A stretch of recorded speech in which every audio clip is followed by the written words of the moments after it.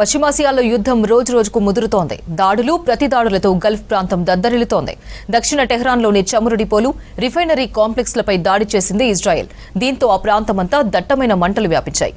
మరోవైపు Gulf దేశాలపై missiles, డ్రోన్లతో దాడులు చేస్తోంది ఇరాన్ సైన్యం.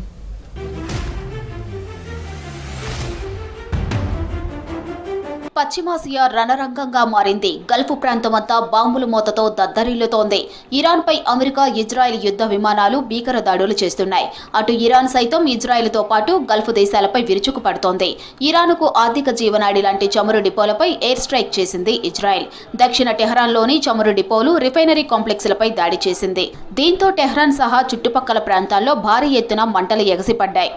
ఇరాన్ సైనిక మౌలిక వసతులు దెబ్బతీయడంలో కీలక విజయం సాధించామని తెలిపింది ఇజ్రాయెల్. ఇరాన్లోని యాస్ ప్రావిన్స్పై ఫైటర్ జెట్స్తో దాడి చేసినట్లు తెలిపింది. ఇస్ఫహాన్ విమానాశ్రయంపై చేసిన అటాక్లో టెహ్రాన్కు భారీ నష్టం జరిగిందని చెప్పింది. ఈ దాడిలో F-14 ఫైటర్ జెట్లను ధ్వంసం చేసినట్లు తెలిపింది IDF.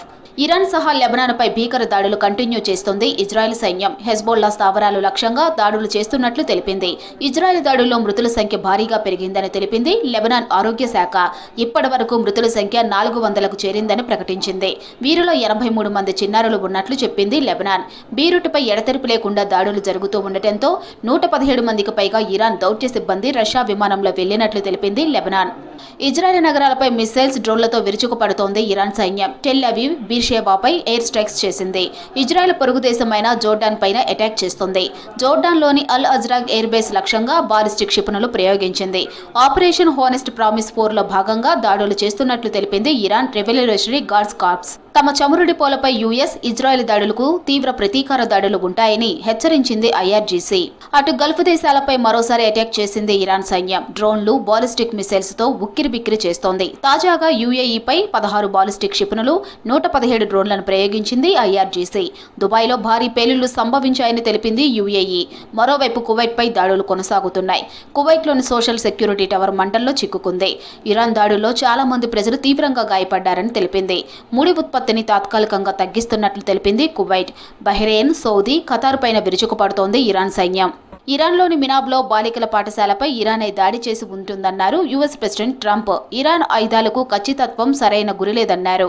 తాము కూడా ఈ ఘటనపై దర్యాప్తు చేస్తున్నట్టు చెప్పారు. ఇరాన్ బేషరతుగా లొంగిపోవాలని, లేదంటే భయంకరమైన దాడులకు చేస్తామన్నారు ట్రంప్. ఇరాన్తో యుద్ధంలో చనిపోయిన అమెరికా సైనికుల మృతదేహాలను స్వదేశం చేరుకున్నాయి. కువైట్పై జరిగిన డ్రోన్ దాడిలో మరణించిన 6 జవాన్లకు నివాళులర్పించారు ప్రెసిడెంట్ ట్రంప్.